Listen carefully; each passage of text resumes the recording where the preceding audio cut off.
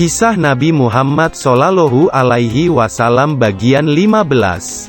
Kakek Muhammad Shallallahu Alaihi Wasallam Abdul Muthalib wafat. Abdul Muthalib wafat. Muhammad dibawa pulang oleh Ummu Aiman. Ia pulang sambil menangis, hatinya pilu karena kini sebatang kara. Muhammad makin merasa kehilangan.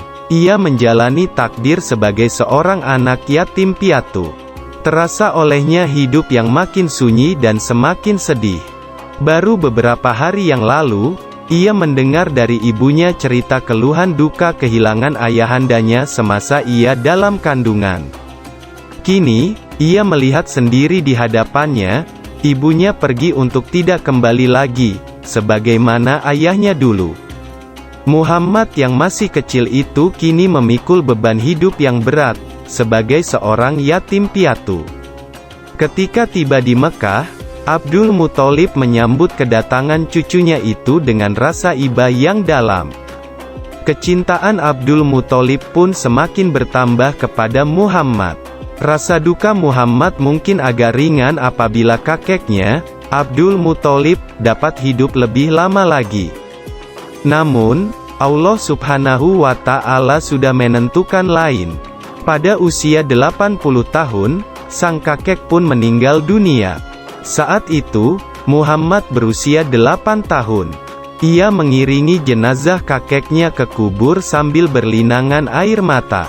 Kenangan sedih sebagai anak yatim piatu membekas begitu dalam pada diri Rasulullah, sehingga di dalam Al-Quran pun disebutkan ketika Allah mengingatkan Rasulullah akan nikmat yang dianugerahkan kepadanya di tengah kesedihan itu, bukankah dia mendapatimu sebagai seorang yatim, lalu dia melindungimu?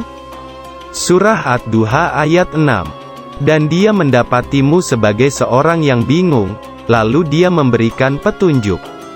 Surah Ad-Duha ayat 7. Keluarga Umayyah.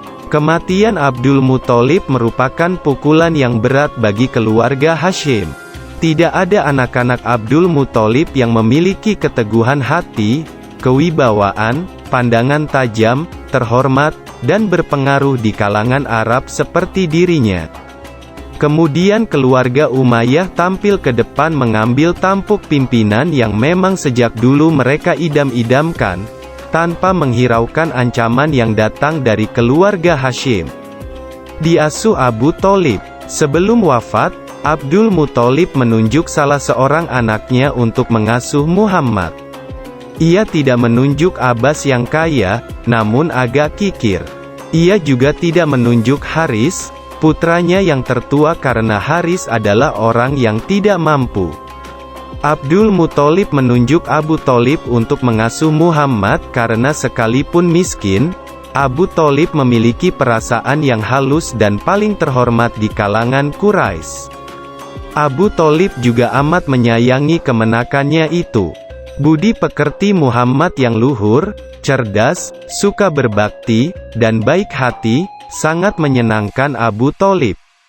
Ia bahkan lebih mendahulukan kepentingan Muhammad daripada anak-anaknya sendiri. Begitupun sebaliknya, Muhammad amat mencintai pamannya. Ia tahu pamannya memiliki banyak anak kecil dan hidup dalam kemiskinan. Namun demikian, pamannya tidak pernah berhutang kepada orang lain. Abu Thalib lebih suka bekerja keras memeras keringat untuk menafkahi keluarganya.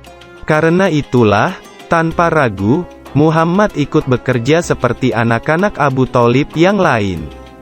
Ia ikut membantu pekerjaan keluarga Abu Thalib, menggembalakan kambing, dan mencari rumput.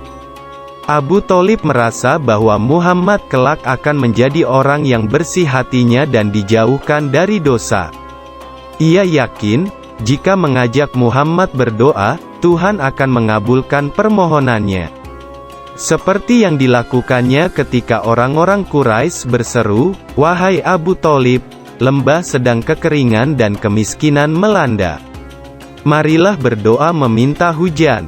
Maka, Abu Thalib keluar bersama Muhammad. Ia menempelkan punggung Muhammad ke dinding Ka'bah dan berdoa. Kemudian, mendung pun datang dari segala penjuru, lalu menurunkan hujan yang sangat deras hingga tanah di lembah-lembah dan di ladang menjadi gembur. Demikian kisah Rasulullah Shallallahu Alaihi Wasallam bagian 15. Tonton terus video lanjutannya hingga selesai supaya kita mengenal baginda Nabi Muhammad lebih dekat lagi. Semoga ini menjadi salah satu upaya pemantasan diri untuk mendapatkan syafaatnya kelak di akhirat. Tentunya tidak hanya mengenal kepribadian Rasulullah, tapi juga melaksanakan perintah Allah dan Rasul-Nya serta menjauhkan diri dari perbuatan dosa.